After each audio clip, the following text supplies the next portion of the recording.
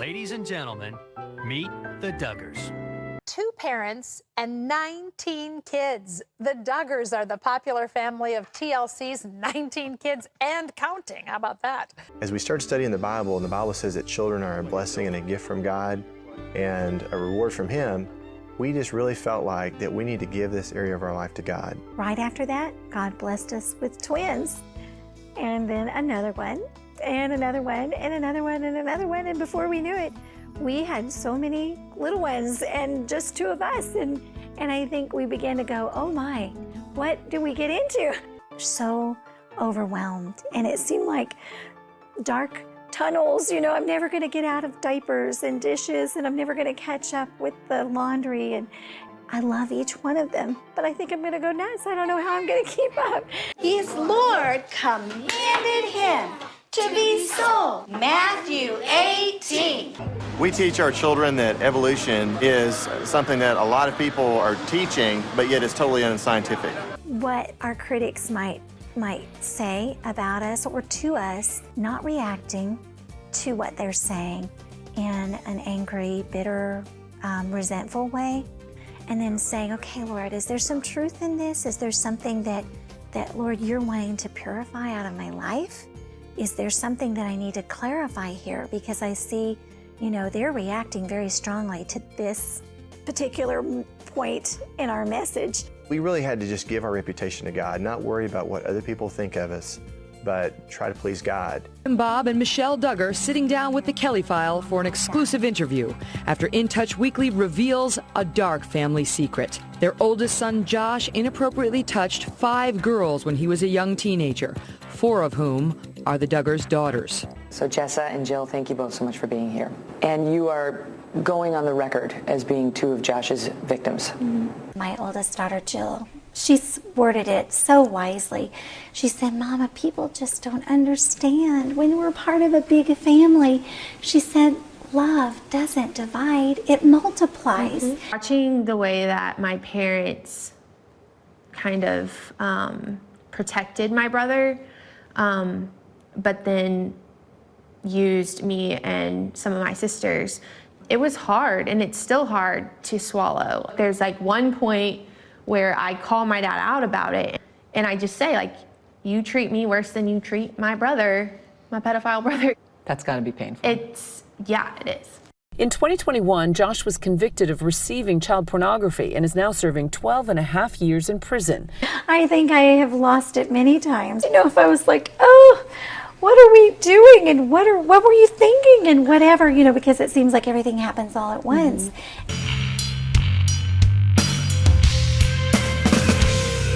Hello everyone, I'm Esther Draven, and today we're going to be talking about the Duggar family. The Duggar family was an American icon. Jim Bob and Michelle Duggar rose to popularity for their extremely large family, with 19 biological children.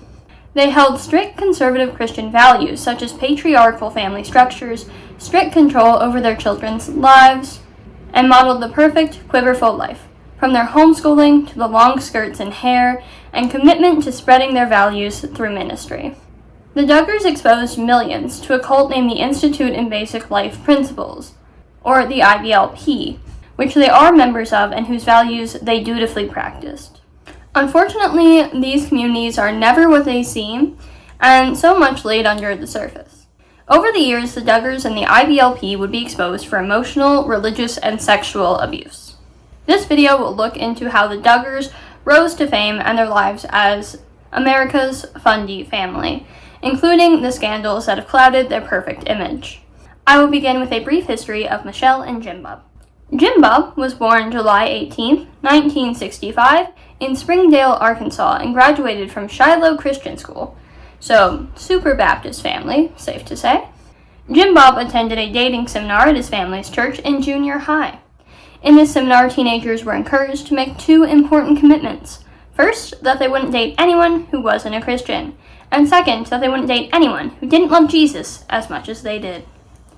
Jim Bob made both of these commitments, and at the same time began praying for the girl, then unknown, who would become his wife. Michelle Duggar, born Michelle Rewark, on September 13, 1966. She was born in Ohio, and then when she was 4, her family moved to Springdale, Arkansas.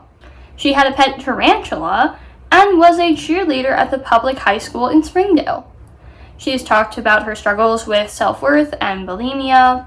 Michelle's family didn't go to church, and they were not particularly religious. But one evening, while her friend Janet Smith spent the night at her house, they discussed the end times and life after death. She and I were sitting up late talking, which girls like to do, and we were talking about this movie that was really popular at the time, and it was about the end of the world.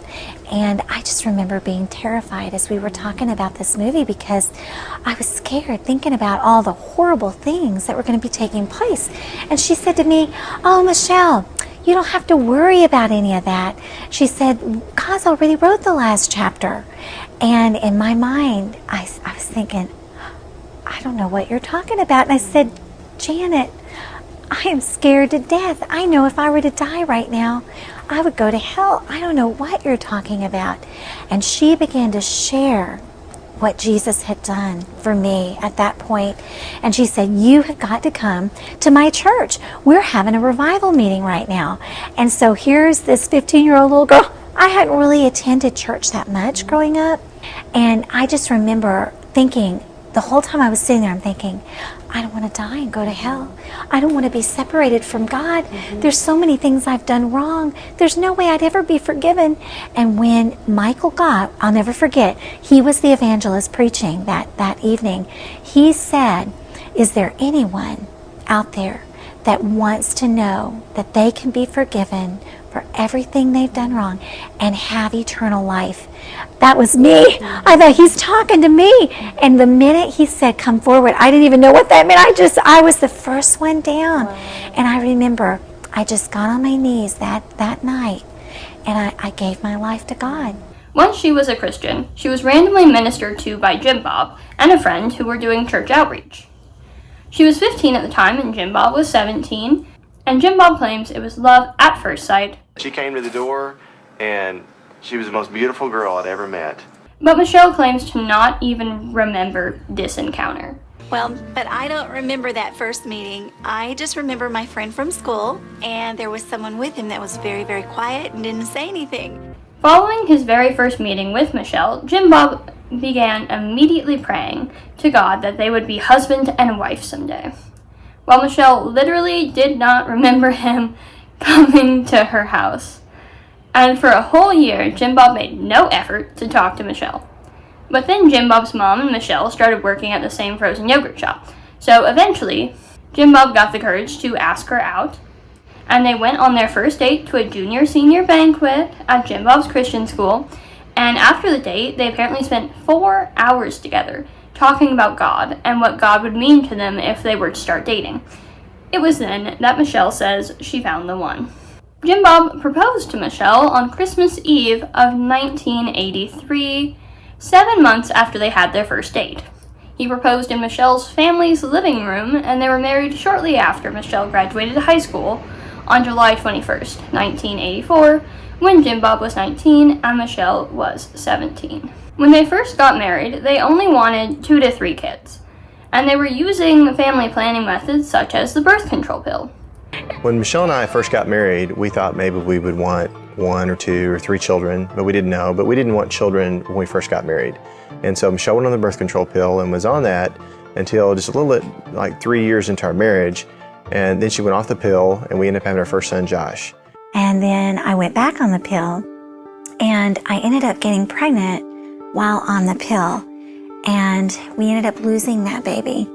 And that was very difficult for us because here we were parents holding this one baby in our arms, enjoying being a mama and a daddy, and then realizing that with our own lack of knowledge, just allowing one of our own babies to be destroyed, that was painful. And at that point, we were so grieved about this, and we asked a doctor, and he said, yes, sometimes a pill will allow you to get pregnant, but then it can cause a miscarriage.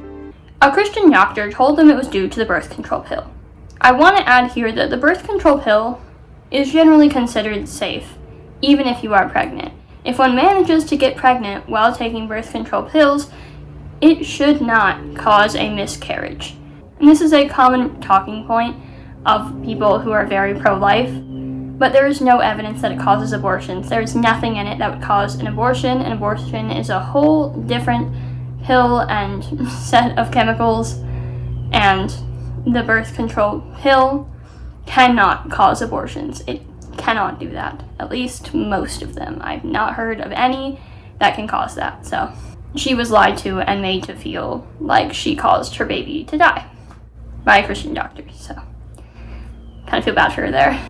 After the miscarriage, they were so horrified as good Christians that believe all life is sacred that something they have done could have ended the life of a child. So they began to stop believing in family planning at all and decided that children were a blessing from God and they should have as many children as God allows them to. This viewpoint is called being quiverful and has hallmarked an entire movement. The quiverful movement really took off in the 70s as Christians were pushing back against feminism and advocating for women to stay at home and raise as many children as possible. The name comes from Psalms, chapter 127, verses 3 to 5, where many children are metaphorically referred to as the arrows in a full quiver. I will read you that verse now. Children are a heritage from the Lord, offspring a reward from him, like arrows in the hands of a warrior. Are children born in one's youth. Blessed is the man whose quiver is full of them. They will not be put to shame when they contend with their opponents in court. And the idea is that a good Christian couple should have as many children as physically possible, and then raise them in the way that they should go, so that all of those children will be Christians in the same way their parents were. And all of those children will have dozens of children, and eventually you will have literally raised up God's army for the end times. Yes, it gets dark quick. To date, Michelle has given birth 17 times to 19 children, 2 sets of twins, and she has single-handedly created a platoon for God. Rest assured, the rules are still the rules. As a matter of fact, this house has a list of guidelines to help all the troops march in lockstep. Yes, this is one perfectly drilled squadron prepared at a moment's notice to pitch in. She had 2 miscarriages, though. Her first was her second child, which they named Caleb, and the second was their last child, which was given the name Jubilee.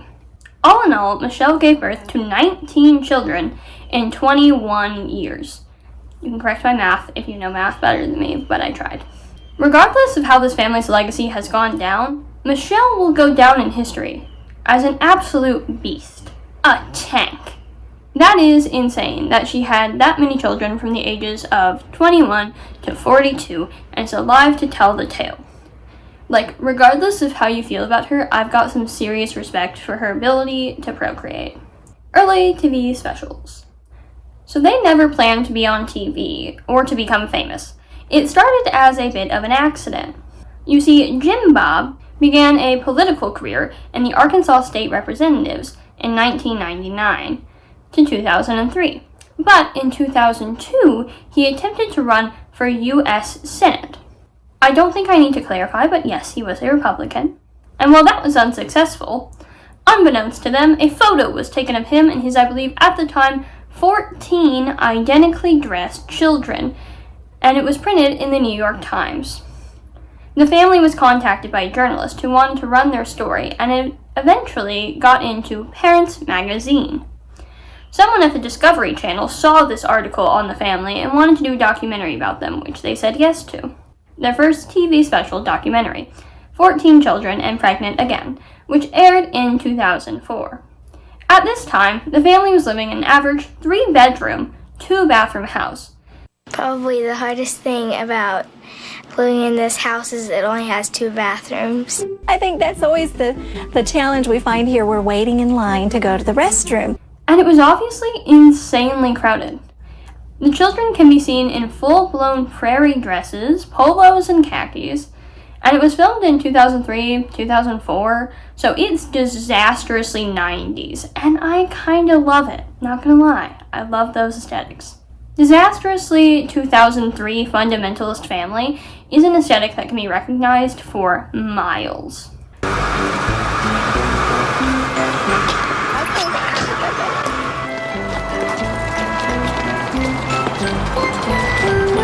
They continued to do specials for the Discovery Channel with updates on their families, showcasing 2 more kids and then building their new house. Yes, they built their own house, Jim Bob and the oldest sons, but everyone pitched in. And it's honestly not as cool as it should be considering that, but it is gigantic at 7,000 square feet. No, that's not a small hotel or large restaurant. It's the Duggars' future home. And we decided to build a house out in the country. It's going to be about 7,000 feet, which will give us about 3 times the amount of space that we have currently. We thought this would be a good family project. In 2008, they got their own reality TV show, 17 Kids and Counting, which would be renamed twice to 18 Kids and Counting and 19 Kids and Counting. It became the most popular show on TLC at the time, with an average of 2.3 million people tuning in for each episode. The show focused on the lives of this huge, seemingly perfect Christian family. All of their children that would be shown on the show are as follows. I'm gonna circle which one they are right here. Joshua, or Josh, Jana and John David, who are twins, Jill, Jessa, Jinger, Joseph, Josiah, Joyanna, Jedediah, or Jed, Jeremiah, who is Jedediah's twin brother, Jason, James, Justin, Jackson, Johanna, Jennifer, Jordan Grace, and Josie. The world continued to be enamored with this family. I mean, every aspect of their lives was so interesting. I even felt myself get a little sucked in and a little too invested while watching literally all of their documentaries for this video. I mean, it is fascinating to see how they do everything. How do they grocery shop? How do they homeschool? How do they afford to dress all of the kids in old-timey outfits? How do they afford birthdays and entertainment? With the success of their show, the Duggar family quickly became the poster for American fundamentalist Christianity. They posed for photos all dutifully lined up in identical, prairie-esque outfits. They preached about God every chance they got, showed how they lived modest, humble, God-fearing lives, raising good, polite children. What would it have looked like to be a Duggar? Well, it's a lot. Having that many kids meant they had to raise them like that house was a factory. There was a tight schedule and way to do everything to make sure that no kids were being super neglected. I say super neglected because, let's be honest, all of the kids were fed, clothed, and provided basic care for, but they were not being cared for by their own parents. There was no way to adequately provide for the personal needs and wants of all of those children. There's just not. On the practicality side, they bought groceries in bulk, cooked mainly from scratch, made and thrifted almost everything they owned, ran with tight budgets, and saved up to build their own house, complete with a gigantic playroom, industrial kitchen that serves buffet style, a pretty kitchen that looks normal and largely for show, a pantry the size of a normal bedroom that was arranged like a grocery store, and had garage doors for ease of loading in the amount of food needed for that many people. A gigantic laundry room with 2 incredibly large washers and dryers, and a laundry chute that went straight into it from the closet somewhere, I think. I don't really know, but it sounded cool. And strangely, they had 1 closet for the entire family to share for ease of laundry sorting. I never thought of laundry as such an ordeal that you have to share 1 gigantic closet, but everything is an ordeal with 21 people in 1 household. The house had a computer room for homeschool, with a super creepy window into it to make sure that the kids can't do anything ungodly on the computers. With the older kids, we don't have to be, sat down by all the time like the little kids, so it's a lot easier for us to get our stuff done. You can watch everybody through the house. You may be wondering if they would have had to live in a mansion to have enough rooms for all of their children. But here's the kicker. All of the Duggar daughters slept in 1 big room, and all of the Duggar sons slept in another. Okay, and so then this is our boys' room. This is where the guys hang out. And so we've got 1,000 square foot bedroom space with a bunch of bunk beds, and they have 2 closets, but of course they're not used for clothes. The boys decided that when we were building the house, they wanted to make their closet space a studio for like graphic design work and videoing and all that kind of stuff. So anyway, they have a studio over here, and then this other little closet is their sound booth. And then the tunnel is right over there that goes down to the playroom. So it works out really good for the boys. The minute they wake up, they can run off some of that steam in the morning time. And then they have a ladder that goes up to a hideout. And so each of the bedrooms has a loft in it. Fun. Neat. And what are the age ranges of the boys that live in this room? Well, John David is our oldest son that's living at home, and he's 21.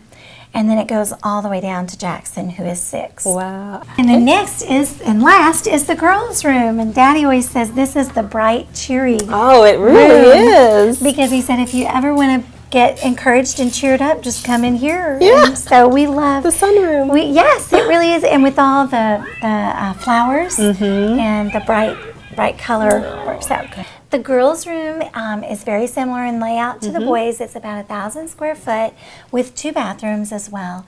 And then it also has a loft and their closet space. They decided to use it for a desk, sewing closet. And then I think currently they're storing instruments in there, and it makes it nice for them to have all the violins where they can get to them.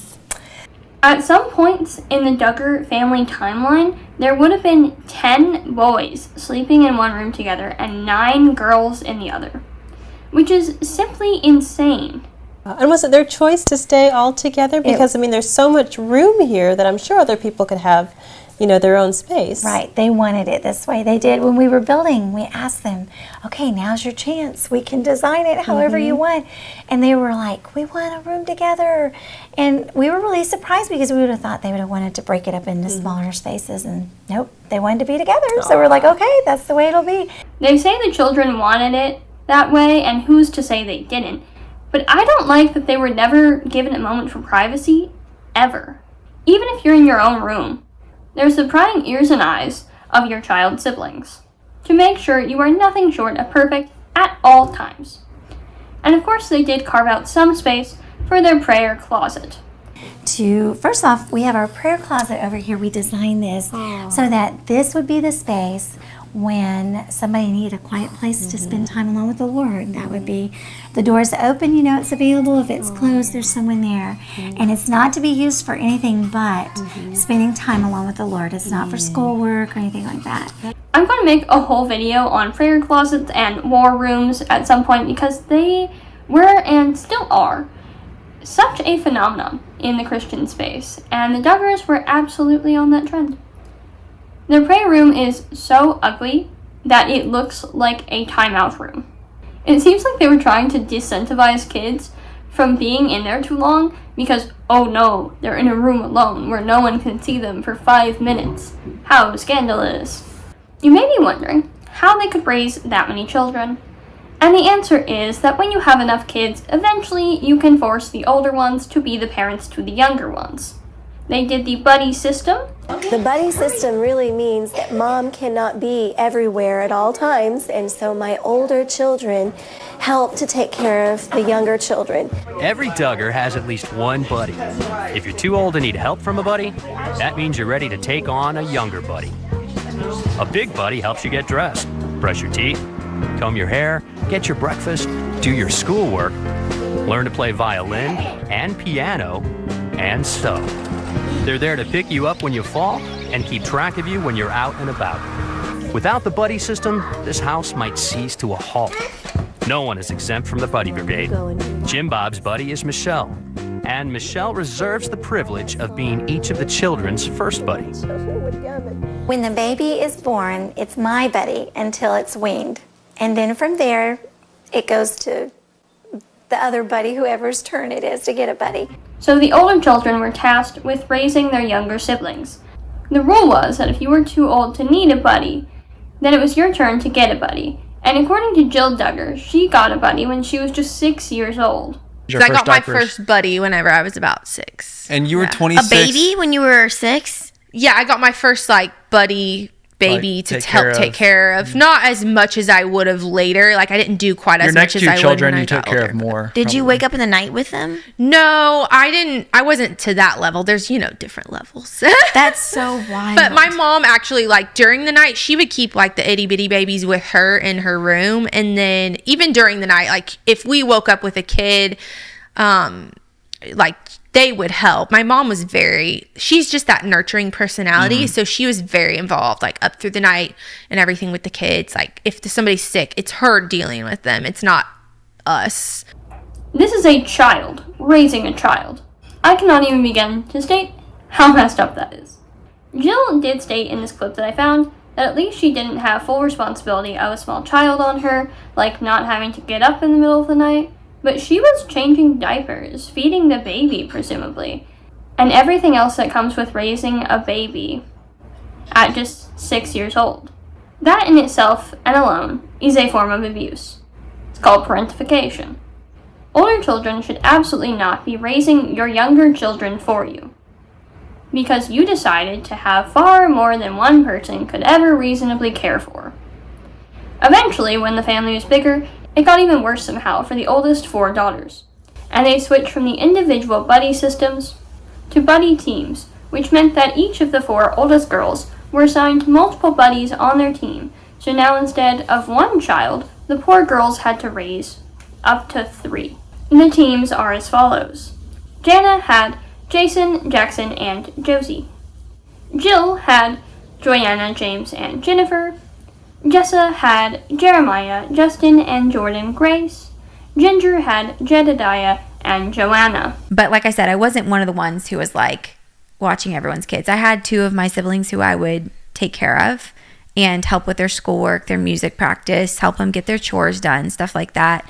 And I think that looking at that system, it is imbalanced. And I think that parents should be, they should take care of their kids. If you have them, you should take care of them. And kids can help out and learn responsibility in other ways, but maybe not in the motherly aspects of like what moms or dads should be doing. You have all the imbalances of like kids raising kids. I think that I saw that a lot in the system, and I think that that is unhealthy. Now, if you can remember the order of births and children, which I understand is complicated, you would know that these girls are not the oldest siblings. They are just the oldest girls. There are 2 boys, the same age or older, who were not made to have buddy teams. Josh is the oldest of all, and John David is Jana's twin. This decision is probably the result of many things that we can think about later.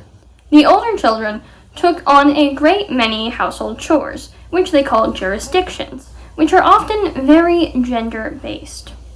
Our jurisdictions are our chores. We have to clean. We have certain places, like I do the laundry. Each one of us has like a room or quite a few rooms that we will clean. My jurisdiction is the laundry, the boys' room, and the boys' bathroom. The living room and the girls' room and my parents' room. I do the trash in the boys' room and the boys' bathroom. I think it's fun to help. Well, most of the time, anyway. On some things I don't like when I have to clean around the toilet in the boys' bathroom. The daughters were in charge of things like cooking meals for all of their siblings. Jinger and her team, plus their grandma, were in charge of all of the laundry in the entire household. Jinger works in this jurisdiction with Grandma Duggar, and they keep up with all of this. And then, of course, Jinger has a buddy that's on her buddy team. And so the younger buddies then can help her when she's trying to organize and straighten things. They can come alongside of her and, like, do a sock matching game. They'll play that sometimes and get all of the socks finally mated, Later, I believe Jana was actually in charge of cooking dinner for 21 people every single night. The girls do a lot of work around the house. The girls are the ones that actually keep the house going. Both boys and girls are in charge of mowing the lawn, but Michelle made sure we didn't think they were teaching kids to share traditional roles, and had to clarify that the girls were only doing it because they had a riding lawnmower and the girls liked driving it. Everybody else has their place, like the boys Well, actually, the girls like to mow the lawn too because we have a riding lawnmower. Makes so it they get to easier. drive, yeah. And so the boys and the girls take turns mowing the grass outside. And According to their jurisdiction swap day, which I will show the actual list here, the girls, and mainly the 4 oldest, do the cooking for the entire household, the dishes for the entire household, and cleaning for the entire household. Why is it that you, Jana, Jinger, and Jessa have to do most of the cooking and cleaning around the house? Probably the reason why the 4 of us girls do a lot of the cooking and cleaning is because we're older and able to help in that way, and the boys do more of the outside manly work. On top of being children who have to do school and hobbies, boys do outside work, fix cars, and change light bulbs. If the list from the episode of them swapping is accurate, which, why would you publish it if it's that insane and not accurate? The 4 oldest girls were doing all of the housework for their 11 other male siblings and parents. And their male siblings were changing light bulbs. I thought there was the whole thing of like division was equal division. It was just different, you know? We have different roles. Well, no, they're doing 10 times the work of their male sibling counterparts. That's insane. The family publicly followed the Institute in Basic Life Principles, which was a non-denominational Christian organization headed by Bill Gothard, which obviously informed many of their family decisions. We will now take a very important journey into the world of the Institute in Basic Life Principles, or the IBLP. The IBLP was founded by a man named Bill Gothard in 1961 as a college ministry, but quickly began gaining steam through their basic youth conflict seminars that took place all around the United States. The IBLP became a non-denominational denomination, with everyone in it following the teachings of Bill Gothard. You were considered in the group if you attended at least one of their seminars a year. Family was encouraged to fully adhere to the teachings of Bill Gothard, which included the hallmarks of the Quiverful movement. It was patriarchal. People were encouraged to have as many children as possible, and women were discouraged from any work outside of the home. Most of this group's beliefs are found in the materials for their homeschooling organization, called the Advanced Training Institute, or the ATI, which the Duggars clearly followed because in 14 Kids and Pregnant Again, they took their family to a Bill Gothard homeschooling seminar in Texas, with a giant sign on the back of their RV saying ATI bound. Better time to pack everyone into the family RV and head for Texas for an annual gathering with their fellow homeschoolers.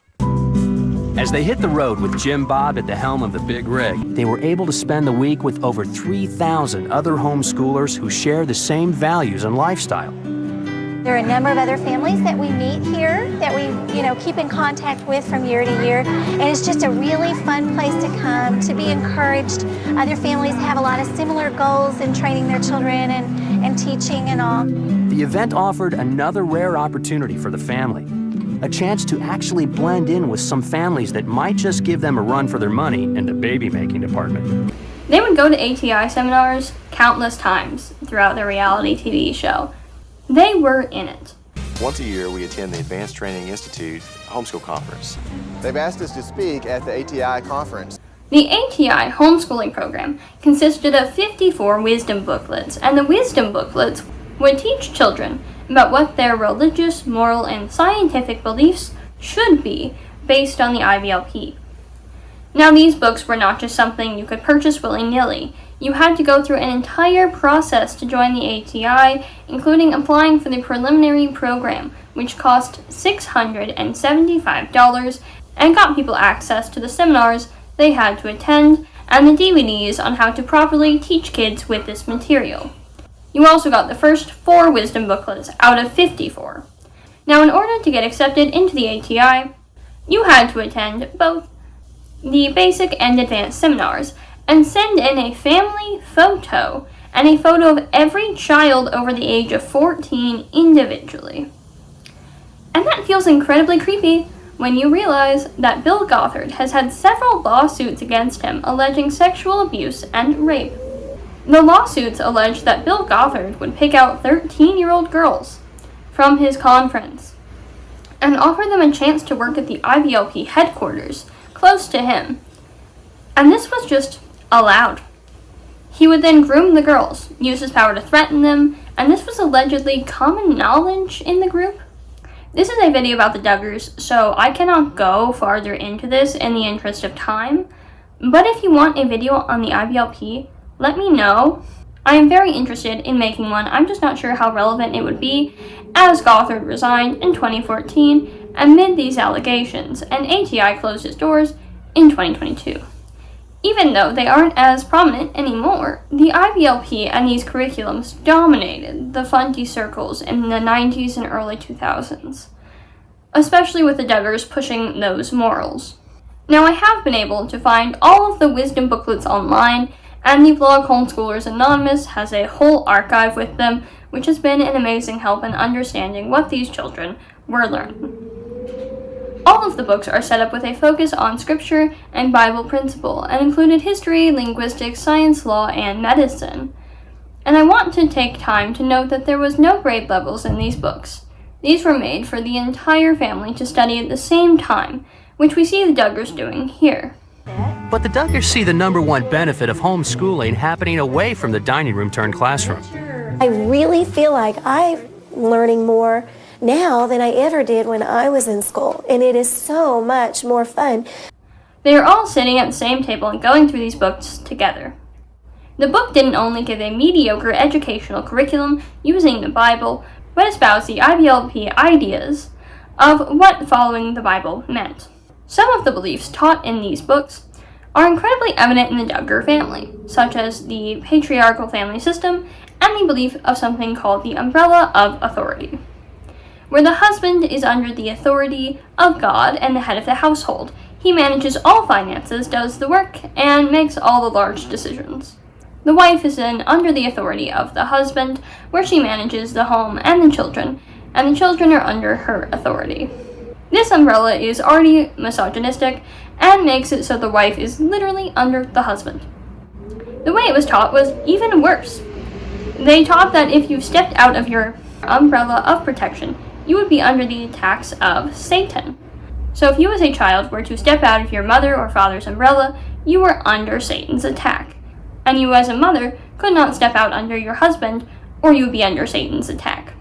Husbands were supposed to make the big decisions and tell their wife, who was allowed the freedom to figure out how to implement these demands for the household. Wisdom Booklet 26 says no-fault divorce is bad and should be done away with, and divorce in general is a horrible and awful thing to do, and that the country should use the 10 Commandments as its laws. Incredibly loaded, I know. Wisdom Booklet 24 taught that STDs were a consequence of immoral behavior, that pornography ruins men and families, and that being naked is incredibly shameful. Wisdom Booklet 15 teaches children how to dress, down to how to decide what colors will look best on them, how to do their hair, how to smile at all times and suck in their stomachs, how to avoid this thing called eye traps, which are things that would bring attention to your body. And all of the eye traps are specifically for women, such as wearing necklines that point down, colorful stockings, sheer fabrics that hug the body, long necklaces, patterns, certain prints on shirts, just about everything. And then this book has you play a game where you analyze these women and pick out what is too sexual about these outfits. We're learning to objectify women. Yay! In case you are doubting that they used these horrific books, here is a clip from 14 children and pregnant again, of them all sitting at that table, receiving their homeschooling lesson. Okay, our law resource for today, we're going to be going through learning about bankruptcy laws. Okay? And Joy, bankruptcy doesn't mean you go to the bank and you're at a bank. Bankruptcy is when somebody is really having hard financial times and maybe they're not able to pay their bills. Oh, what's that? That is Wisdom Booklet 35. Yes, I am insane enough to go through all of the wisdom booklets to look for the exact one they were using, just to prove that they were using them. Now, in 19 Kids and Counting, they did an episode on their schooling. There they say that kindergarten through 3rd grade used workbooks, and 3rd grade and up used a computer program called Switched On Schools, or SOS. It's a Christian homeschool program, so I'm not sure if they continue to use the wisdom booklets at that point.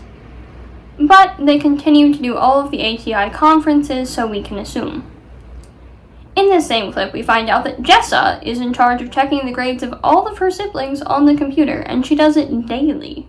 The computer curriculum that we use is from SOS, and it's computer-based, and I'm in charge of checking the grades and making sure everybody's doing good. I check the grades about every day.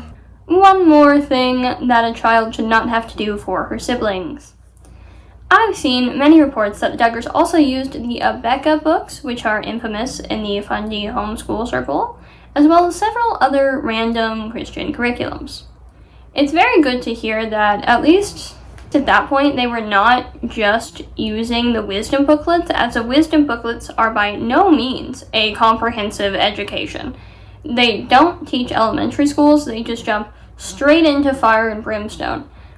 The family took a trip to the Creation Museum, where it becomes evident that they have taught their children not to believe in evolution, dinosaurs, or the Earth being more than 6,000 years old.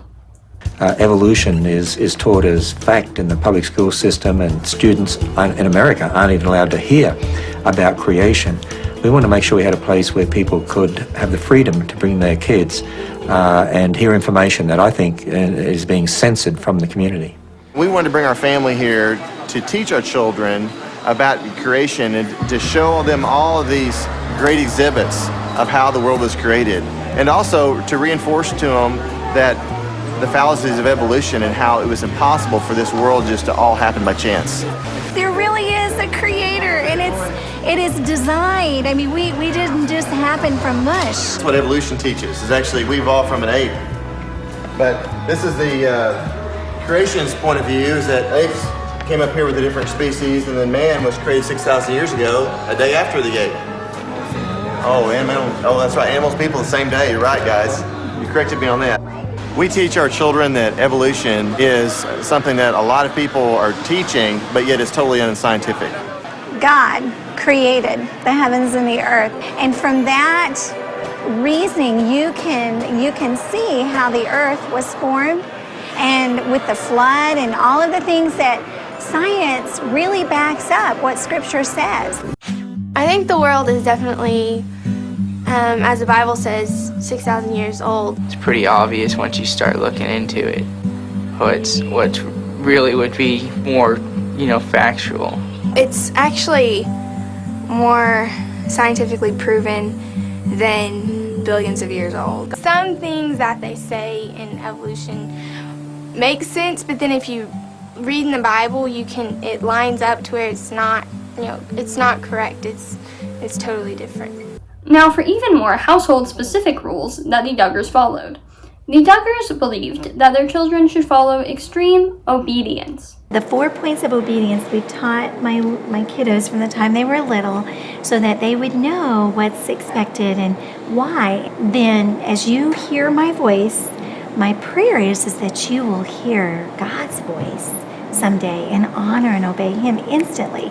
And so the 4 points of obedience are instant, cheerful, thorough, and unconditional.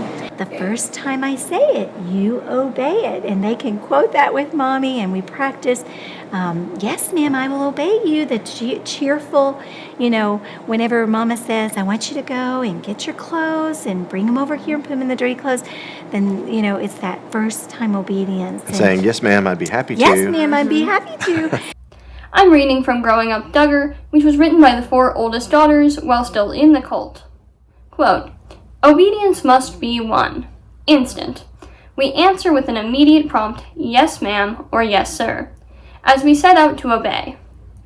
This response is important to let the authority know that you heard what he or she asked and that you are going to do it and get it done as soon as possible.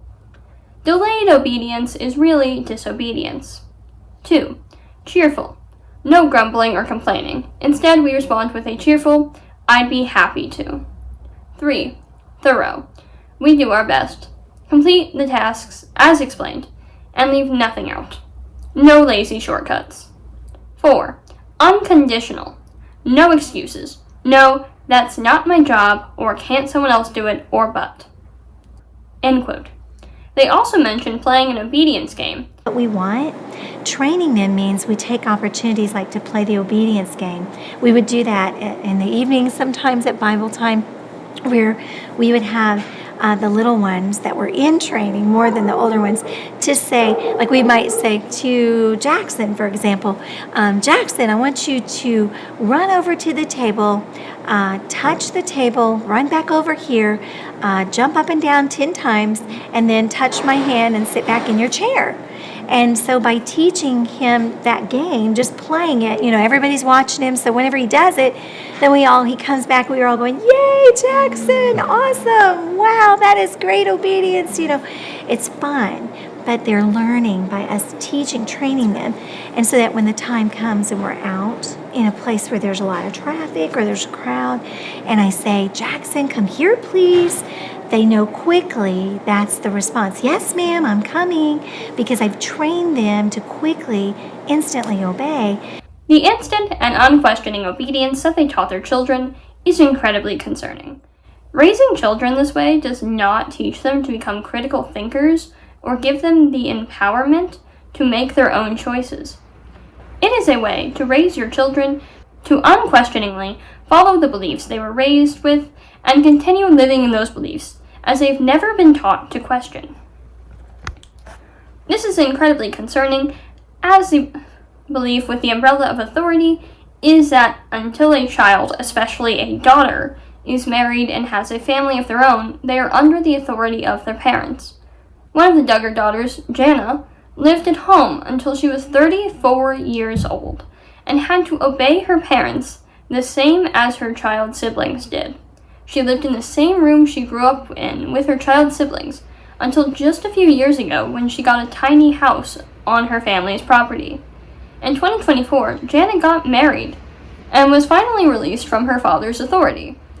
Even the adult children who did get married and started families very young, such as Jill and Jinger, have spoken about how they felt under the authority of their parents and unable to have autonomy for years after moving out. They followed purity culture strictly. There was no dating. They only practiced courtship, which was similar to dating, but you were always accompanied by a chaperone, which could be your parents or your 10-year-old brother or sister, didn't matter.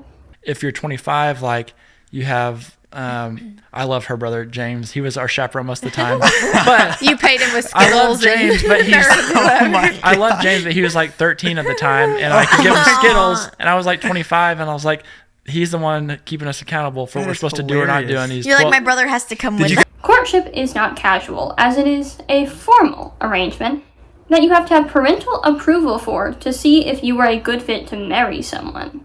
How you doing?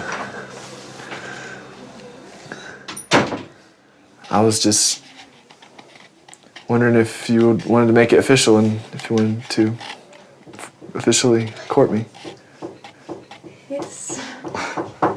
Ginger's husband talked about having to fill out a 50-page questionnaire in order to court Jinger.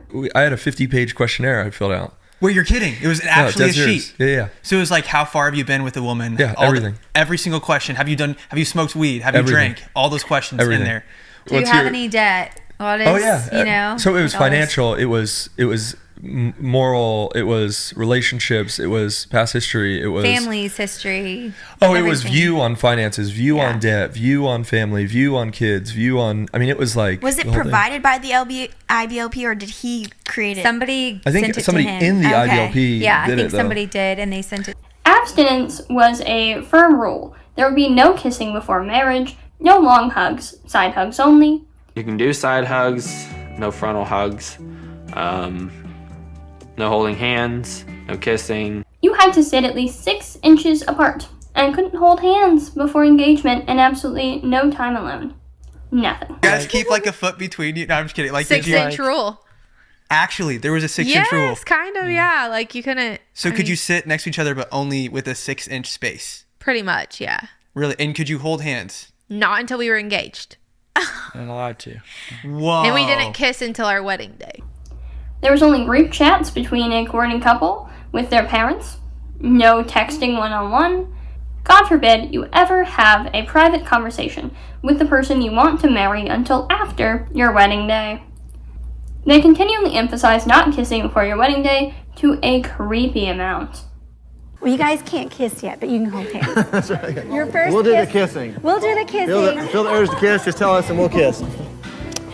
You guys will get to do that on your wedding day. That's right. That's right. And James, you can sit between them if you want to. All of the girls were given purity rings by their dad, which are to remind them of their duty to wait for their future husband. From the book, quote, "Physical intimacy in marriage is pure, wholesome, and beautiful. Outside of marriage, it spreads disease, death, and destruction." End quote. There would be no dancing in this family, as it could make people think sexual thoughts. Clothing was strictly controlled. There was no shorts for boys and no short skirts for girls. Knees, and especially thighs, had to be covered at all times. Shoulders were to be covered as well, and high necklines were a must. The girls were not allowed to wear pants, and instead they wore dresses and skirts. Many of their clothes have that iconic 90s Fundie look to them. There's denim, homemade prairie dresses, and entirely too much khaki. Very many of their outfits, especially in the earlier episodes, can be explained by the IBLP's teachings, where women were to avoid eye traps at all costs, and to appear clean but plain. Heavy jewelry, makeup, trendy clothes, or hairstyles were all greatly discouraged in the group. Many members of these fundamentalist groups look the same. It's almost a uniform of the group. At the time, you would have seen Mormons, Jehovah's Witnesses, and other French Christian groups in the exact same outfits. They often believe that it is good to stand out, to be in the world but not of the world, to be comfortable standing alone if it's standing up for God. Boys were not even allowed to look at girls in immodest clothing. If one of the girls spotted someone in the distance while they were out in, say, a crop top or short shorts that showed thigh, they would use the code word Nike. And all the boys, even their dad, had to drop their gaze immediately. Growing up on reality TV was its own beast. The oldest child, Josh, was 17 when they began to film 14 Kids and Pregnant Again. And then every child younger than him grew up on camera, especially once they signed onto their reality TV show. In fact, these days, there's hardly a month that goes by without some interview or photo shoot. And everywhere they go, people know who they are. When we're out and about, we've definitely had, people come up to us and speak with us about our home or about the new baby or different things. And we've been kind of surprised. We're like, wow, we didn't even know them. The show showed Michelle's C-sections and births. They were filming when Jason fell through an orchestra stage and into a pit, where he was only found because Jill heard him screaming. And they filmed close-ups of this poor child at the bottom of this pit, looking hurt and in pain. The cameras were rolling when the youngest Duggar daughter, Josie, who has always had medical problems, had a seizure when Michelle and Jim Bob were away in Chicago and left Jana and Grandma Duggar in charge. Jana was trying to stop her sister from dying, and the cameras are rolling over her shoulder the entire time. They called the executive director instead of their parents because he was close by, and he literally came running to try and help this kid. Of course, the cameras rolled when the emergency personnel showed up, and they were trying desperately to save Josie's life. It happened, and they filmed all of it and aired it all on television. Their house was almost a set for a show. Even though it was real and they lived in it, the furniture and decor were product placements. Except probably the giant IBLP eagle that was painted in the boys' bedroom. Okay, and so then this is our boys' room. Mm-hmm. This is where the guys hang out. Side note, why is the boys' bedroom so ugly? Could they not think of any other theme than the cult they were in and America? Jill has spoken about how the kids would be handed catalogs and told they could pick out things like their bedroom furniture and decor from it. And so they come and stage it with all of their things. And then I remember that we got to pick a certain number of decorations to keep, and the rest went back to the shop. It's, what do they call it? Like organic product placement. So there might be product placements that you get things, and then I don't know behind the scenes like how much financially it was being like, oh, we're gonna for the cover construction or whatever, the construction of this or that. Like I don't know all those numbers, but at the time I'm just like, oh yeah, we get this or that, but like we got to pick out our beds. I do remember that. Like there was a magazine and somebody was sponsoring whatever, so we got to pick out new beds, and we were like, oh, this is fun. At the same time, she mentions thinking it was very cool that they could now get things they had never been able to afford. But it's so insane to think about how these children being raised in a cult lived their lives surrounded by product placements and scripted scenes for advertising revenue. Okay, we're gonna time how long it takes us to clean this bathroom. Oh yeah, I enjoy cleaning. This is better than mowing the grass or taking out the trash. Taking out the trash, yeah. There's a lot of cleaners that will damage the tub, but the scrubbing bubbles works good because it doesn't damage any of the surface. This only took about 6 minutes to clean this bathroom, and we've only got, I guess we've got one bathroom down, 8 more to go. Let's go, guys. 8 more. Let's go. The kids' entire lives revolved around being Fundie stars. They spoke at IBLP conferences and numerous other Christian events. They believed strongly in being missionaries for the Lord and went on dozens of foreign mission trips on and off camera. Through the years, when asked, most of the kids wanted to be missionaries when they grew up, and they saw the TV show as their family ministry. And in many ways, it was a ministry. The Duggar family reached millions across America and inspired countless people to join their ways of life. They were the poster, the advertisement for IBLP and the Quiverful movement. When people think of fundamentalist Christian families, they think of the Duggars. They used their platform to advocate for all of their conservative Christian values. They were fiercely pro-life. The Duggar girls wrote in their books, quote, "Don't ever consider getting an abortion, with a surgical procedure or with the abortion pill. Abortion might seem like the quick fix to a big problem, but we personally know several women who have done this, and they've said they regret ending the life of their baby. It haunts them every day. You cannot get pregnant. If you are pregnant, take responsibility and take care of yourself and the baby. And God will take care of you." Here is a lovely photo of the family in their pro-life outfits. The Duggars were perfect for the cameras. 19 smiling children, all perfectly obedient. They were smart, funny, wholesome, and made it seem as though they had everything figured out, and you could too if you just followed in their footsteps. Unfortunately, and I really do say unfortunately, life is rarely that simple. There is rarely a way of doing things that makes it so nothing bad ever happens. And in 2015, a giant crack would appear in the Duggar picture.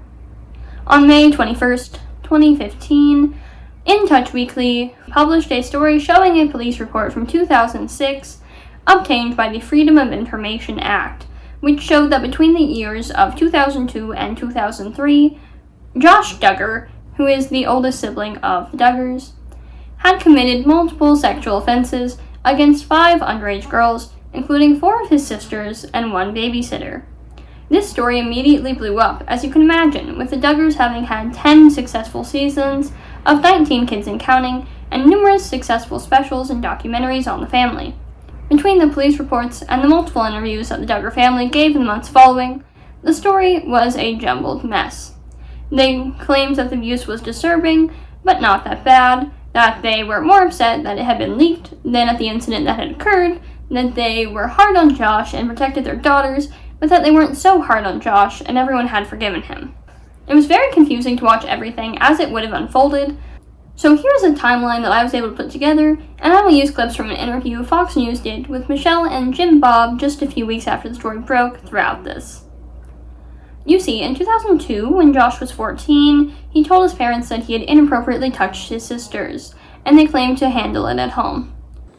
Well, 12 years ago, we went through one of the most darkest times that our family's ever gone through, and our son Josh came to us on his own, and he was crying, and he had just turned 14, and he said that he had actually improperly touched some of our daughters. And it was... We were shocked. I mean, we were just devastated. I don't think any parent is prepared for trauma like that. There was so much grief in our hearts. I think as parents, we felt, we're failures. You know, here we tried to raise our kids to do what's right, to know what's right. And yet, one of our children made some really bad choices. And I think as a parent, we were devastated. They then learned of more incidents and victims in 2003. Jim Bob then brought the issues to the elders of his church and family friends, none of whom reported the incident to the police. But the daughter of one of these family friends, who had previously courted Josh, wrote a note expressing her feelings about the situation and put it between the pages of a book and then forgot about it. In 2006, she loaned that book to a friend, who called Arkansas's child abuse hotline and emailed the Oprah Winfrey Show that the Duggar family was about to go on about what had happened. The Oprah Winfrey Show then alerted the Department of Human Services and canceled their appearance. This opened an investigation on the incidents and the family, which was never pursued further as the statute of limitations in Arkansas for child sexual abuse is only 3 years. I had nothing against the state of Arkansas until I heard that, because what? The statute of limitations for child sexual abuse is that it must be filed within 3 years of the discovery of said abuse. It is insane to me and enraging, and I don't even know what actions can be done to improve that. But it's so disturbing that if one of the girls wanted to file a case, they couldn't, because by the time someone cared enough to report this to the proper authorities, it was too late. Now, this is obviously going to be a pretty dark topic for a second. And I don't feel like putting my own spin on what happened to these girls. By the time the story hit headlines, many of the girls were adults, and Jill and Jessa came forward as 2 of Josh's victims. They did an interview on Fox News about the incident that I will play now. How old were you? Let me start with you, Jill. How old were you when Josh inappropriately touched you? I was 12. 12. And how about you? I guess I was 9 or 10. As we've been seeing these headlines, as we've been seeing things that people are saying about our family, we feel like as the victims, we have to come out and speak. This is something like we chose to do. Nobody asked us to do this. Jess and I were talking, we're like, oh my goodness, most of the stuff out there is lies. It's not truth. Mm-hmm. And so for truth's sake, we want to come out and set the record straight. But sitting here today was when I said, victims, you furrowed your brow a little. I mean, do you feel like the victim of a molestation? Well, I think in the case of what Josh did, it was very wrong. I'm not going to justify anything that he did or say it was okay, not permissible, but I do want to speak up in his defense against people who are calling him a child molester or a pedophile or a rapist, and people are saying. I'm like, that is so overboard and a lie, really. I mean, people will get mad at me for saying that, but I'm like, I can say this, I was one of the victims, so I can speak out and I can say this and set the record straight here. Like in Josh's case, he was a young boy in puberty and a little too curious about girls, and that got him into some trouble, and he made some bad choices, but really the extent of it was mild inappropriate touching on fully clothed victims, most of it while girls were sleeping. We didn't even know about it until he went and confessed it to my parents, and they shared it with us. No. None of the victims were aware of what happened until Joshua confessed, and then it wasn't like we were keeping a secret, afraid or something. It was we didn't know everything was. Well, how did you learn about it? I mean, did your parents sit you down at a meeting, or what happened? My parents took us aside individually, and they said, "Here's what's happened." And at that point, of course, you're like, "Oh, you're shocked," So your parents were the ones to tell you? Yeah, my parents. You were molested, or yeah. So for me, even when my parents came and sat down and told me this, I was like, really? I'm sad, I'm shocked. At the same time, like Jessa was saying, I was shocked. And I'm like, okay, like, and I'm sad because this is my older brother who I love a lot, and so it's like, you know, they're conflicting there. He's very subtle in the way, like he knew in his mind my actions are wrong and I have bad intentions, but he was very sly, like the girls didn't catch on, you know. It was like, okay, if he catches a girl sleeping, you know, like a quick feel or whatever, and or like, you know, if you're just not really aware, you know, in the situations that happened when the girls were awake, it was like they weren't aware of what was happening. It was very subtle. And so I think that for us, it's like, okay, we realize this is serious, but at the same time, it wasn't like a horror story or like this terrible thing where we're like, oh my goodness, we're like, that's one of the headline covers, House of Horrors. Yeah, it's ridiculous. That is not how you view it. No, I mean, he was repentant whenever he left, and he was very like apologizing, but when he came back, it was just like, okay, I can see he's made some life changes here during this time, and he's never again going to go down that path. Did you feel scared at all that he might resume? You know, when this happened, when my dad and mom sat down with us and shared with us what happened, and Josh asked us to forgive him, we had to make that choice that I think everyone has to make. And my dad explained to us, he said, you know, there's a difference between forgiveness and trust. That's not the same thing. You know, you forgive someone and then you have boundaries. Forgiveness with boundaries. And so trust comes later. You know, Josh destroyed that trust at the beginning, and so he had to rebuild that. What were the safeguards that were put into place just to make sure?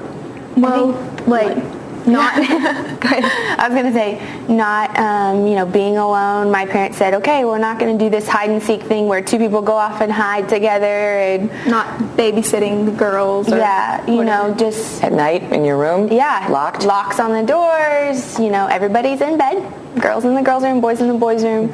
You know, because when you talk to child molestation victims, they often talk about feeling shame, things like that. Well, did you go through any of that given the circumstances here? I think definitely when we were doing the DHS investigation and they're, you know, asking you to tell your story, that's probably, I mean, it's one thing to talk to mom and dad and say, wow, okay, this happened, you know, but it's another thing when a complete stranger is like, tell me your story here. And so our parents told us, they said, you know, we all went down there, they took us down there and they said, we're going to share what happened here. And they told us, our parents told us, you know, be completely open and honest. They're here to help you, you know. Share what happened. And you met with the investigators and you told them your story. Complete strangers to us, you know. We did, you know, we told them we were honest. So here's what happened, and we told them the complete story, and my parents said, you know, this is not something that people are going to blab around. You know, this is something you can tell them, you can trust them. Tell them your story, just like you talk to mom and dad. You know, it's a safe place to talk, and so. And yet, unfortunately, not. When you found out this was going to be on the cover of In Touch Weekly, what was your reaction? I'll tell you, we were pretty furious. I called my husband and I was in tears. I couldn't believe what was going on. But whenever I heard the police report had been released, that I said,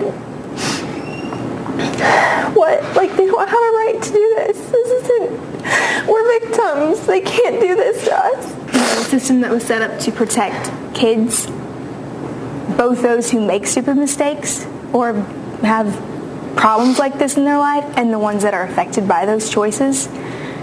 It's greatly failed, and they're not protecting us here. Well, and the Freedom of Information Act is not, you can't FOIA juvenile cases. Everybody knows that. And so I think there's probably some hokey pokey going on there. I don't know what the whole deal was. I mean, I'm guessing there may be an agenda. I mean, I know that the tabloids that released this even have, you know, they're used to exploiting women. They have the parent company.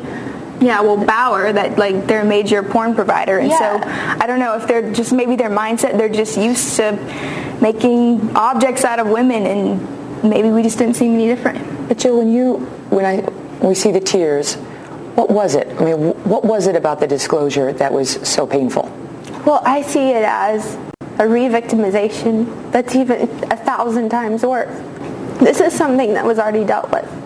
We've already forgiven Josh. We've already moved on. Is it humiliating, or what is the emotion that you're feeling? Well, it's not the truth, first of all. Everything was distorted. And so we felt like our story was not being told. And we felt like it shouldn't have been told. The victims are the only ones who can speak for themselves. And so now that it's already been warped and told however they want to portray it, then we felt like that's why Jess and I wanted to come out and just say, like, that's not what happened. Mm-hmm. We've dealt with this. We've taken care of it. As you could see from the interview, the girls were very upset. That information they had been told would be kept private was now so public. I would like to note that Josh was in the room for this interview, just off camera. Tasked with damage control, Jill says she and her sister Jessa felt they had to give an interview to Fox News to protect the family brand. It was like, okay, we need you to like fall in line here and do these interviews for the show, go here, do this thing and that thing to kind of like rally the troops and get it back together. I was surprised to read that Josh was in the room. Yeah. Off camera. Mm-hmm. Yes, the parents made the girls do this interview to try to scrape together their reputation, while their abuser was literally watching them in the corner. To be fair, it is really unclear how the story even got out, considering that the records involving children are sealed and shouldn't be given out even through the Freedom of Information Act. It is understandable that the family would be so upset that this information had gotten out, but it is so strange to watch how they frequently say that the tabloids reporting on this incident are exploiting the victims more than Josh did, which is wild to me. Was there any motivation that you know of for this police chief to want to hurt your family? I'm really not for sure. There must be an agenda. I'm not sure if there was a bribe or if there was some kind of personal agenda or something. It definitely wasn't to be caring about the victim. She was getting ready to retire. A few weeks ago, she said, I'm getting ready to retire, and there's a few things I want to do before I retire. You think you were on the list? I think I was on the list. Any chance of you suing her or the city for this disclosure? We're talking to some attorneys about that right now, and we'll see. But I think the big picture is protecting juveniles' records. The rights of child victims should not be taken lightly. They had a right to this being private and not being made public. They continually tried to twist the matter to be about the legality of the police records published than about the sexual abuse that happened in their family. And that's just not how this works. You know what happened in your own family, and then went on to film 10 seasons of a reality TV show focused on your family, featuring Josh heavily, and preaching on family values. They preached purity culture. Michelle even starred in a robocall, encouraging Arkansas State voters to be afraid of a bill that would allow for more protections for trans people. Yes, she was literally robocalling people over her fears that girls and women would be sexually assaulted in bathrooms by strangers pretending to be women. The Fayetteville City Council is voting on an ordinance this Tuesday night that would allow men, yes, I said men, to use women's and girls' restrooms, locker rooms, showers, sleeping areas, and other areas that are designated for females only. I don't believe the citizens of Fayetteville would want males with past child predator convictions that claim they are female to have a legal right to enter private areas reserved for women and girls. We should never place the preference of an adult over the safety and innocence of a child. Parents, who do you want undressing next to your daughter at the public swimming pool's private changing area? But kept the fact that her son was a sexual abuser private. You were in the news for making a robocall that suggested transgender people might want to go into the bathrooms of girls, locker rooms of girls, and that they may be child molesters. Folks have used that in the past week against you, saying, how could you unfairly, in their view, compare transgendered people to child molesters, suggest they are child molesters, knowing what you know about Josh? I think that protecting young girls and not allowing young men and men in general to go into a girl's locker room is just common sense. But this is different because you injected child molestation into it. I think you actually said pedophile in that, and actually a pedophile is an adult that preys on children. Joshua was actually 14 and just turned 15 when he did what he did. And I think the legal definition is 16 and up for being an adult preying on a child. So he was a child preying on a child. You do not view Josh as a pedophile? No. Though it was commonly reported that Michelle and Jim Bob sent Josh to a Christian counseling program after their home disciplining was clearly not working, as he kept assaulting people, it came out later that they sent him to live and work with a family friend for 3 months. This is what the girls are referencing when they were saying that Josh changed after being sent away. Interestingly, when Josh came back, Jim Bob sent him to a police station where he told a state trooper what he had done, and that state trooper, named John Hutchinson, reportedly gave Josh a stern talking to, but never reported it, even though he's a mandated reporter. And that same state trooper was convicted in 2012 of unrelated child pornography charges and was sentenced to 56 years in prison. Business for years, and so I did know a lot of the officers around here, but we went into the Arkansas State Police and At police headquarters? At the police headquarters, walked in, this man was there, we went in and talked to him and said, hey, my son has something that he needs to share with you.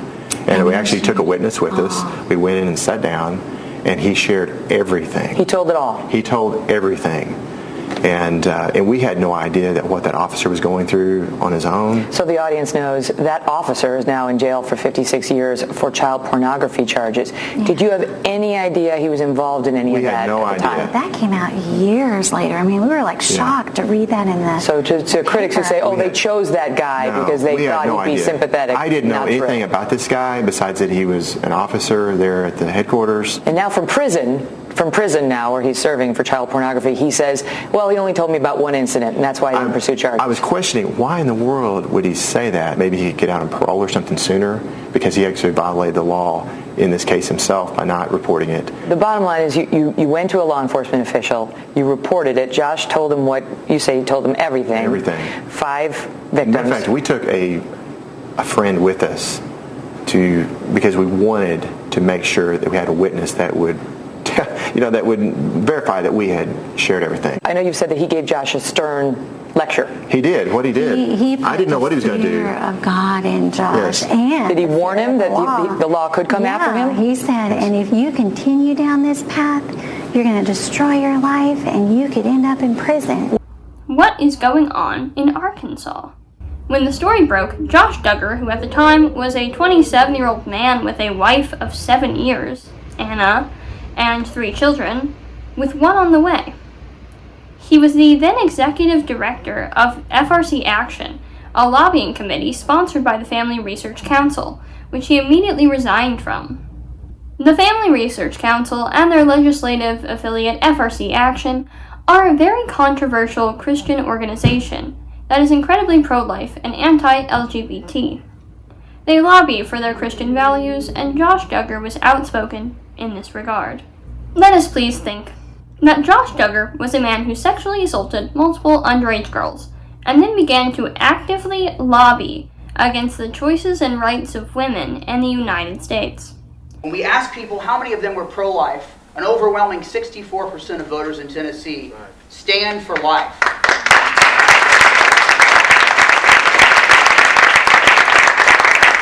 So our mission is clear, and we're going to make this very simple. Tennessee is a pro-life state, and therefore Amendment 1 is the pro-life amendment that everyone in Tennessee needs to support. And so, on behalf of Family Research Council Action, it's an honor to be here and to share with many of you in this room. This issue isn't just in the little Duggar bubble or limited to the Fundie community. His literal job was to lobby the government against the rights to abortion, birth control, against the rights of gay and trans people, against the rights to divorce, and many other decisions that should be incredibly personal that were related to Americans' relationships and sexuality. Yes, he was coming for your rights. I don't think it's a coincidence that the IVLP, a cult which put disgusting materials out about how you were equally as liable if you were sexually abused, if you don't cry out for help, disgusting, I'm gonna vomit, frequently saw incidents like this. The most damning of all materials I saw in my research, and I'm sure there's worse out there, is a 90s ATI document called Lessons on the Moral Failings of the Family. This document was on what to do if an older child has abused the younger ones sexually. I'm not going to read all of this document aloud, as it is pretty horrific, and I just don't feel like it. So I'm going to put it on the screen. You can pause and read it if you would like. I'm going to highlight some points from it, as I think it provides the best context as to what was taught in the organization they raised Josh in. This page, the boy goes to say things that would have stopped him from sexually assaulting his younger sister.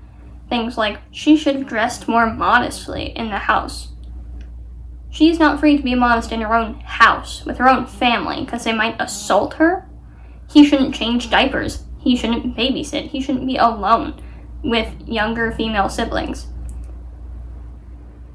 And these are all things that are insane, that you would have to, in your household, keep these rules. And these were just a given as like things to have as rules in the IVLP to stop the older siblings from assaulting the younger ones, because it happened so much that they had to give a PSA saying that boys couldn't do anything with their female sisters. And all of that weight would then be put onto the females in the household to care for all of the younger kids. So because your brother can't keep his hands to himself, you have to do way more work and pick up for his slack while he sits on the couch. As you can see from that document, the victims will always be blamed in these groups. It was not the brother's fault. No, he's just a man. He can't help himself, so he shouldn't be allowed to babysit, change diapers, or see his sisters as modest. This is what was taught by the ATI for this exact situation, and it is disgusting. We can see why in the Duggar household they moved to adopt these exact rules after what Josh did, putting all of the work on raising the younger siblings on the 4 older sisters because their brothers sexually abused them. On May 22nd, after the news broke, TLC suspended airing 19 Kids and Counting, and then on July 16th, 2015, they officially canceled it over the scandal. Another scandal broke about Josh in August of the same year, when the Ashley Madison data breach revealed that he had an account and was using it, despite, again, being married with 3 kids. I even saw a thing saying it seemed like he spent almost $1,000 on the website for, like, a fair guarantee, but I don't know how true that is. In a statement released from the family's website, Josh states, quote, "I have been the biggest hypocrite ever. While espousing faith and family values, I have secretly, over the last several years, been viewing pornography on the internet, and this became a secret addiction, and I became unfaithful to my wife. Blaming pornography addiction for your personal choices. Love to see it. I am so ashamed of the double life that I've been living, and am grieved for the hurt, pain, and disgrace my sins have caused my wife and family, and most of all Jesus and those who profess faith in him. It brought hurt and reproach to my family, close friends, and the fans of our show with my actions that happened when I was 14 and 15 years old, and now I have re-broken their trust. No one ever gave you trust back. What are you talking about, Josh? In the last few years, while publicly stating I was fighting against immorality in our country, I was hiding my own personal failings. As I am learning the hard way, we have the freedom to choose our actions, but we do not get to choose our consequences. I deeply regret all hurt I have caused by being such a bad example. I humbly ask for your forgiveness. Please pray for my precious wife, Anna, and our family during this time." Josh, what are you talking about consequences? You faced no consequences for sexually assaulting your sisters, legally anyway. What, the consequences of people knowing you're a creep? Wow. Of course, we can never trust TLC to let go of something that is bringing in revenue.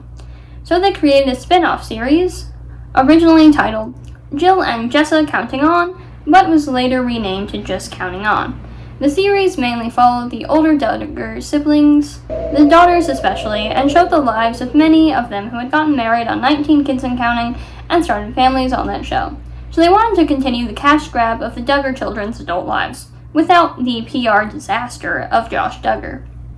In 2017, Jill and her husband, Derek Dillard, left the show after disputes with producers and reportedly not letting TLC film the birth of her second child.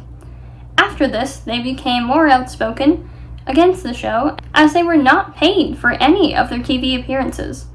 Jill was filmed since she was 13 years old. Her entire childhood was televised, including her wedding, her first pregnancy, and the actual birth of her first child.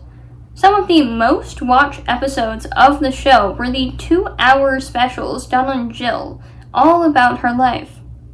And she was never paid a dime. Until around the time we left the show, we hadn't been paid for anything. Of course, there were perks that came along with filming. You know, if you were traveling or whatever, they might cover those expenses and stuff.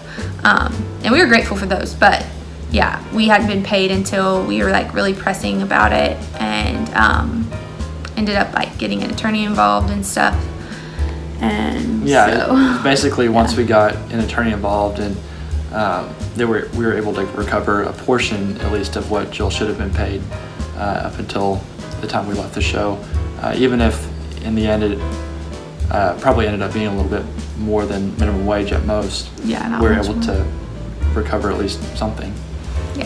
And they only recovered, I believe, $175,000, which sounds like a lot, but that was for her entire life on the show, and she made Jim Bob who knows how much more. It is unclear how many of her other siblings were not paid by Jim Bob. It goes back to the idea that Jill was under her father's authority according to the IBLP.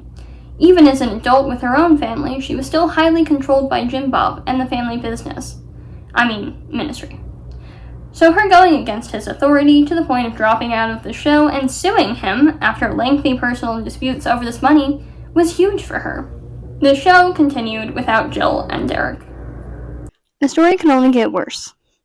When in August 29th of 2021, Josh Duggar was arrested for possession of child sexual assault materials. I'm just going to read straight from the Wikipedia article on Josh Duggar for this section, as it's put very concisely there. The U.S. Attorney for the Western District of Arkansas recommended a federal investigation of Duggar in November 2019 as part of a U.S. Department of Justice initiative to protect children from sexual abuse and exploitation. U.S. Homeland Security agents searched Duggar's used car dealership, Wholesale Motor Cars. On April 29, 2021, U.S. Marshals arrested Duggar on federal charge of receiving and possessing child sexual assault materials, or CSAM. Prosecutors believe the images were transmitted in May 2019. Law enforcement became aware of Duggar's illegal activity during an investigation into a file-sharing service that Duggar was known to use, noting that Duggar was the only employee present when the files were downloaded. The federal grand jury's indictment accused Duggar of knowingly receiving pornographic images of children who were under 12. On April 30th, 2021, he pleaded not guilty. U.S. Chief Magistrate Judge Aaron L. Weidman said that if Duggar were to be awarded bail, he would have to be in a residence where there's no minor in the home, and at that time, Duggar's 6 children were under the age of 11, and his wife was pregnant with the 7th child. Gerald Faulkner, a special agent with Homeland Security investigations, stated that the files on the computer were in the top 5 worst of the worst that he had ever seen. And the Wikipedia article goes on to list what was probably in his possession. But I'm not even going to say it. That's just not going to come out of my mouth. If you want to read the Wikipedia article, you can do that yourself, but I'm not even putting what was on his computer here. I just won't. He was sentenced on May 25th, 2022, to 12 years and 7 months in prison. His earliest possible release will be in October 2nd of 2032, which will then be followed by 20 years of supervised release, during which he must register as a sex offender and can have no unsupervised contact with minors, including his own children. He can only access the internet with the permission of his probation officer, and he must agree to monitoring online activity. he was fined $10,000 in order to pay an additional $40,000 in special assessments. He had faced up to 20 years in federal prison and a fine of up to $250,000 for each of the 2 counts. So that happened, and what Josh did was nothing short of horrific. In the time that followed, the Counting On series was cancelled, and I think this was a huge nail in the coffin for the Duggars as the world knew them. Michelle and Jim Bob had stood by their son, whom they had known molested their daughters, because they said that they knew that God changed him and had forgiven him. Then he's caught cheating on his wife and blames his pornography addiction, and they forgive him again and take his side publicly and support his family. And then he's charged with possessing child sexual assault material, some of the worst I have ever heard of. In the statements of the family members that followed, there was a lot of anger present, but many of the other Duggar family members have mentioned things along the lines of praying for him and praying for his wife, Anna, and their 7 children. The Duggar family was a cultural phenomenon. They introduced millions of people to the Institute in Basic Life Principles and into their cult of Christian fundamentalism. They brought unknown amounts of people into a homeschooling curriculum that taught that an older sibling abusing a younger one is because of modesty failings in the home. They stood on a platform of righteousness and perfection whilst preaching patriarchy, purity, and misogyny. Jim Bob and Michelle pursued money over their own children's right to privacy and autonomy. They created a system of control so tight that their children did not have choices, and they failed to make good decisions for them, including decisions about their safety. Today, Jill and Jinger are the most outspoken of any of the Duggar children. Jill has distanced herself from the family and has done numerous interviews about her life as a Duggar, many of which I used for this video. She can be seen today with bleached hair, a nose ring, and wearing pants. Wow. She wrote a book called Counting the Cost, detailing her experience growing up in her family and in the IBLP. Jill rocks, is what I'm trying to say here. She is still very Christian and seems a little conservative, but no one can deny how far she has come. Jinger Duggar is another of the Duggar daughters who is still very much in the public eye. She has written several books, the most relevant to this video being Becoming Free Indeed, My Story of Disentangling Faith from Fear. Jinger does interviews and has a YouTube channel with her husband. I do not wish to go into detail about every single one of the Duggar children and where they are now in this video, but I will probably make a video on that in the future because a lot of them are very interesting people in their own right within the Christian sphere, and I would just love to get into them. This was a long one. If you stuck around to the end, thank you so much for watching. To everyone who subscribed to me before this video, so sorry it took me so long to produce this video, but thank you for watching and thank you for sticking around, and there will be much smaller deep dives in the future.